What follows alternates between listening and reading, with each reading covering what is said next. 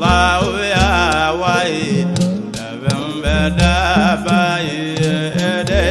da bangi badu Allah ya wai da bai da bangi badu ni gebe Allah badu ni ga gira kanu ga she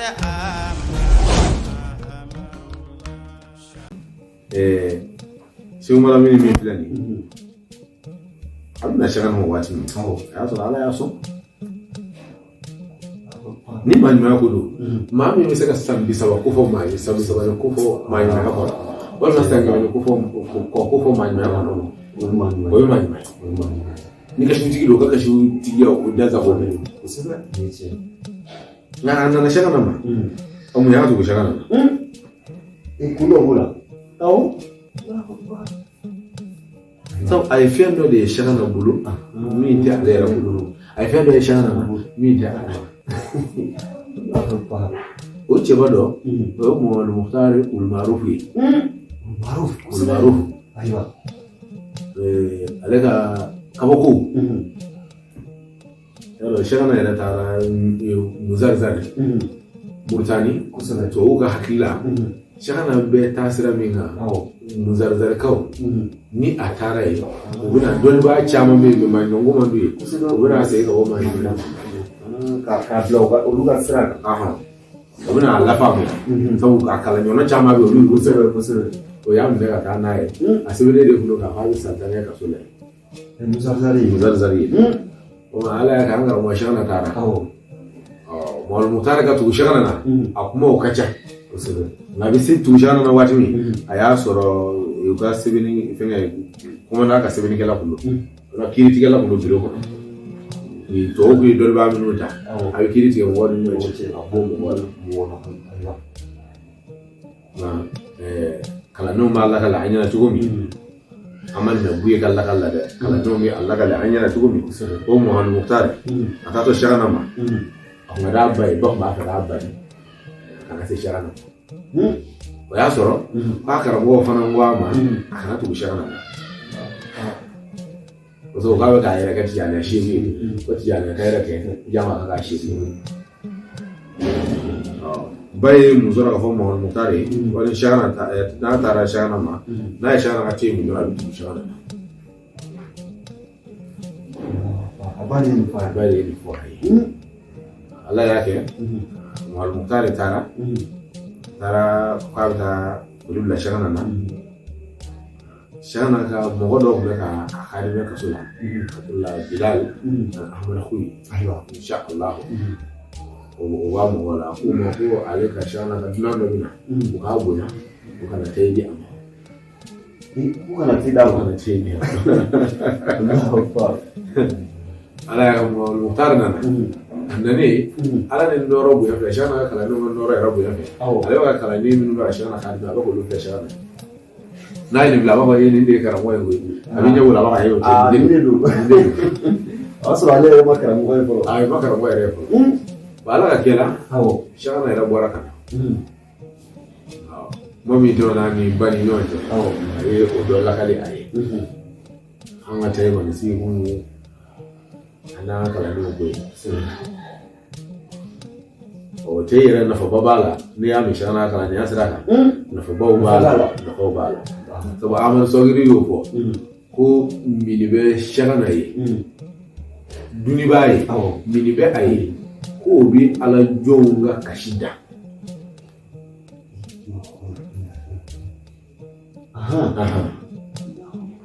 o korai amal sogiru yi fana mu kashuti de ma nyoda ai shana yi ka ba ma bai ka kasida dala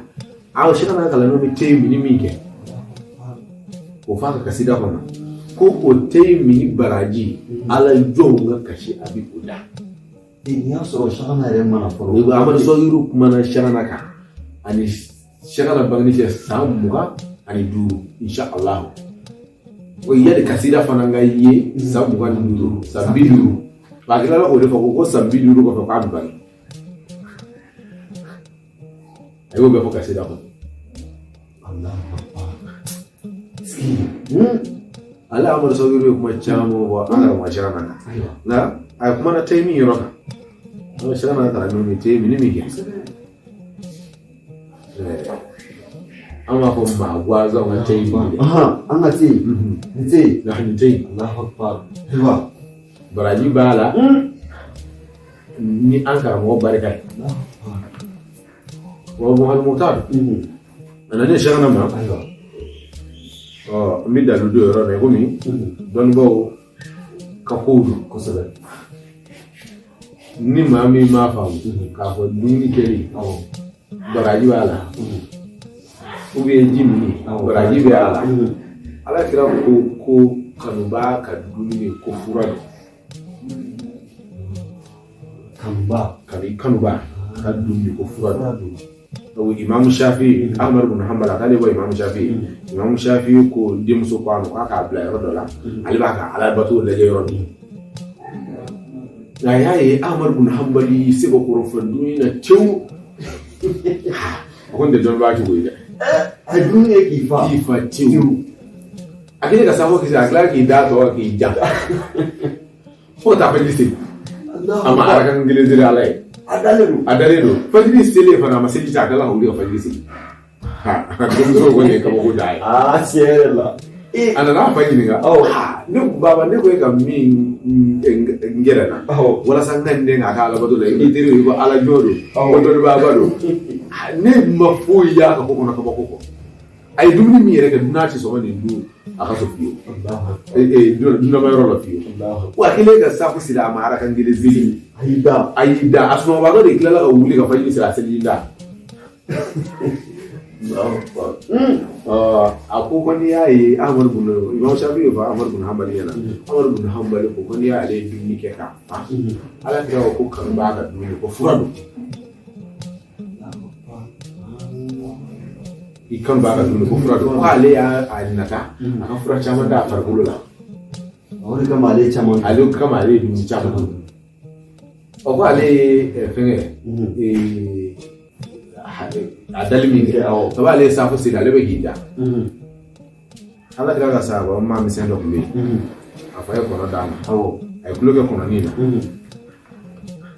fo ta kono ni ba o ala kira yo o nyini ngali mingi ka sa yala kono ni yo mungi ko ale abidaka o biolo vla de bo o kono ati daga biolo vla de bo o kono masala bi kemeni bilan ale o de bo o kono ka ta safo selela ka ta be fajiri selima aklala ma ta sala biolo vla fly mbola doro o bena fajiri ma fajiri se Allahu akbar donc a petit sno wala abagi birala ka hadisa o de la don bo ko halni ko fi la ko bi barade so mustahidu okuma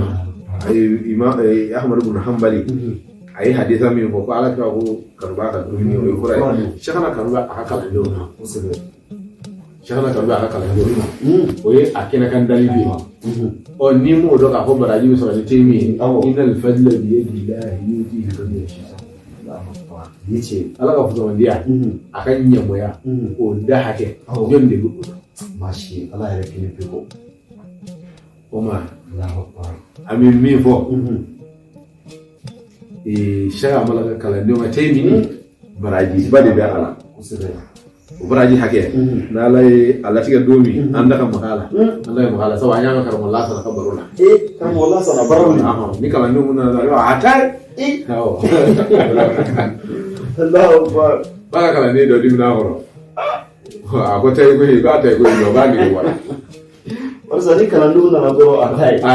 ni kala ndumu na atai o ya so la ta ba garbiala ale duri ni zo de dore daro bombu hono ku to hatai urinda ale wa hatai ko do gara la tela asoro ka hatai na fadi fo kila Allahu akbar ro kar wala sana ere kashfuti ku kashfuti ku Allahu akbar ni dare sigi kar wala sana ko ni dusu kuna ko abi jabi ni ay kasoro imafo ya to yan to bo mo ko yan no ka kabo ko jira no ka to kai kan ni ra ko k'a to Mali kɔnɔ yan nɔ maa min fatura Burukina ko fɔ ko kibaruya y'a fɔ Allahu Akbar karamɔgɔ Lasana ye o kɛ o ma an bɛ Wulumarufu ka kuma de la Wulumarufu nanen Sɛki Amadu la an karamɔgɔ Sɛki na ayiwa a ko tayi an kalan an y'a mɛn an kalandenw b'a min an nɔfɛ o ma Wulumarufu ye kasida jumɛn da Sɛki nana a ko a y'a man kan tafarrada bil maqami ala ramil unuf min al-yami a ko ya maa min kilera ni jɔyɔrɔ ye nu mɛrɛgɛli ka bɔ jaasiya ma maqamu la yukaribuhu arimun la amri lan tusharaka fil maqam jɔyɔrɔ ni ba bati a sɔrɔ ngalla jila ni ma ji jɔyɔrɔ ye ka san mutum duniyahu wa dinan falama ala lamru da sami aya ka jiye na ka lahara kila kuma mina ni kala da jiye ni lahara ka ala lahara da yugul asri akmalu mutum kon ni bi shegu jati bi amma dafale duro de wa anta shamsu kide la badru tamami ibale ka bukaru bai o ma nan go siwaka binan shayi wa amrin wa hamzul wasiti fi dirajil kalami tana shehu la ayiwa o ya amru wawude umaru ani amru a bɛ sɛbɛn cogo ye kelen ka différence don ni ɲɔgɔn cɛ arabu k'a la wawu dɔ bɛ sɛbɛn yen nɔ a b'a fɔ ko wawu la amru la mahala lahu min al-i'rab o kuma k'e tana shehu la hali o kuma na ni sɛgɛn nana ka bɔ ba ko wa hamzul wasiti fi dirajil kalami ani hamzatul wasiti ni b'a fɛ ka tɛmɛ ni ko hadisa la sisan ani bunu umar ni bunu ni fɛn je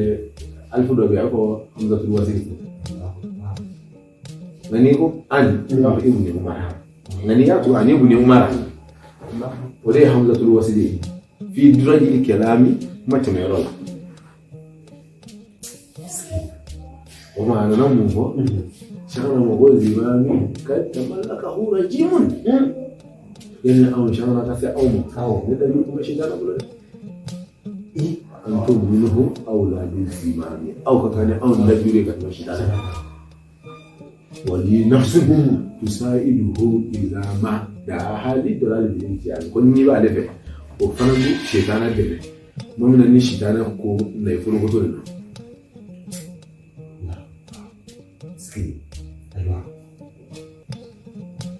ara fakhra aynam yawma shata qali ni mo ko wasukula ko akacha fa ba do bil malabis wa do wasuna do bini do wasuna da do bini o ba do bil maratib la yubali bima jara ilayhi dal haram do bi wasoni ajore na jora ba haram min sama ka samu aka tsira ce kula ni ce o kuma akwai daga wasu goyi ne وبعده هو فكري أنا أكون من الابتلاء قصيدة هو فكري أنا أكون من الابتلاء أجمع عليك وسكو بي موك وسكو كذا أنا فكر لا أنا من يوم الشتاء ليه ما هو وسكو لا أنونا كذا وبعده بلي ملاكس هو كان ده وسنا دوبني ده وسنا دوبني وبعد دوبلي مراتب لا يبالي بما جرت إليه من الحرام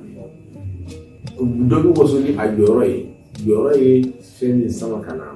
حرامنا كسرة تقولا نعم عليك وصوه بي ولي عليه شأنه عليه وصولي فين كلمي ولي عليه شأنه كلام هما والحروف atuna shagana na aye doni wa shagana atlawa ka kasida da ako aya she na tijani la zinta ka abatan ka tufu bigal hujaji min kulli jaja ako ya an ga shehu tijani to karamo kuma ma ko shagana ta tijani akai jama'a shehu Ago ayashe kana tijani lazim ta ka watan ta ku bujal ne kulli ja ayya ma shehu tijani alaka ne wuli algawa hijido ne ka wafa o ma kele kan bo o ko ne ba fili la kwa fili kuma ago kasida ko fa yin kala ba'du la qawmi anni muslimun yaro ni ma mi ka loti mi mu de so ko sele amma karamo wata to mo fene e buya kama ko ni mo do ko ne juru mu toy wo shaka na shehu tijani mi ngo so ko ko juru me lastu minhu bitaibi o juru me ale tubi ka ko juru na fi o mana ke juru ko mi ya tubi ka ko fa in kala ba'du ko an ya muslimu fa zalika zalmun lastu minhu bitaibi o ma ni wul ma'ruf yi ale fana ale ni mo jidani nyo sura kasola aywa shaka na gache bilibili balo oui yaro kason nun jama mo yena kasoy ala e mami bu hali ya di kafir ma bawo sidala ni ci shaka na gache nun nu mine ko dila ka fere o ba kasola o do jira bi gela o soro kasola do jira bi gela o soro do ta ko yena kasoy nga ala e mami bu ya bu ya chere la nunu ta ubu ga tayi ubu ga baruke ubu ga tayi kasola ay mo mutar ni mo jidani o nyo soro kasola wala mutar e mo jidani mo jidani la no klala wa teuri la abi gese tiriki sinjita kana qur'ana kala da mine minti tandu wala minti mu abi qur'ana be kala ka ba ka danne bakara la fo wa nasi ni sitam wala mu adu qur'ana be kala ka Allahu akbar ale bi qur'ana kala bay ay qur'ana do bay akulo do qur'ana be kala ka ngadi kala wati mi mo de ka ko Allahu akbar ako mo jidani ma ko mbi mani shagana ni fendo yela ka ko du ba fe ikanye ko yana si mo mudar ko jidani ko yime ko ne ya jesu ne re qur'ana kala mani ni don bay ne qur'ana kala ni ke wati do minti tanto la chade minti mo e qur'ana be kala ko iko gido ko yana ako ko ni kuma fo nga fi nyana ni shagana ndafo ni kuma fo ibe ma shagana na fo yi ako an qur'ana kala no sile karamo shagana ma kawi qur'ana hizbu fla wala nan wala hizbu woro dima iko kala minti hake do kono ni yo kala ko ba minti hake mi kono ayi qur'ana be di mo ko bisa qur'ana be kala ka ba kono o minti kono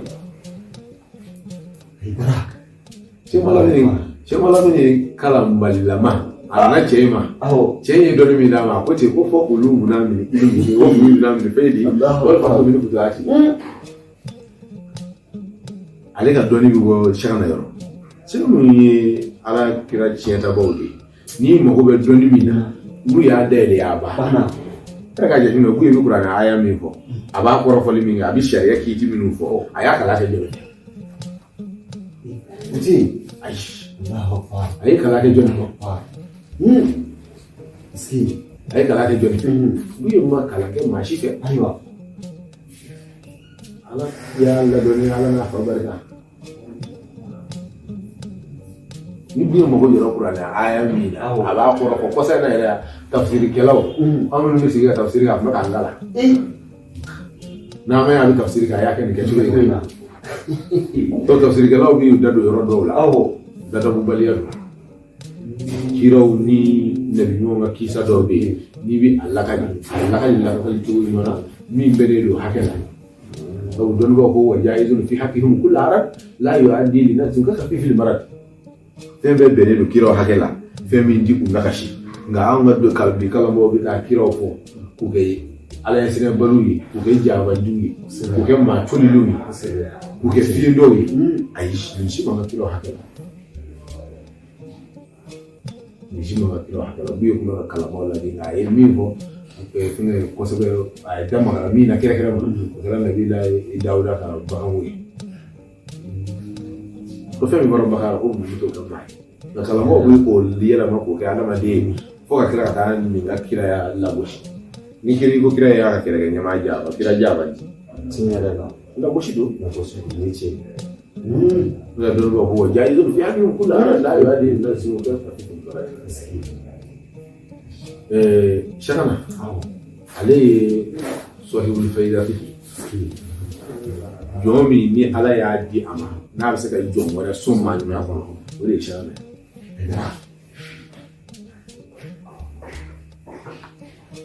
Sidi Mahamudu de ko ten kɔni ne sɔrɔ ni mɔkɛ ɲuman ka sɔn la bil ukuda wuli ulum yunalza wallahi yunal fari bi jadi musim ni mɔkɛ man ɲi o se ka nin k'i ye dɛ mɔkɛ ɲuman ka sɔn o de ye Sakana kɛta an bɛɛ b'o sɔnni hɔrɔma de la an nana b'o sɔnni ala k'o d'an ma Sakana yɛrɛ kama ala k'o dɔrɔn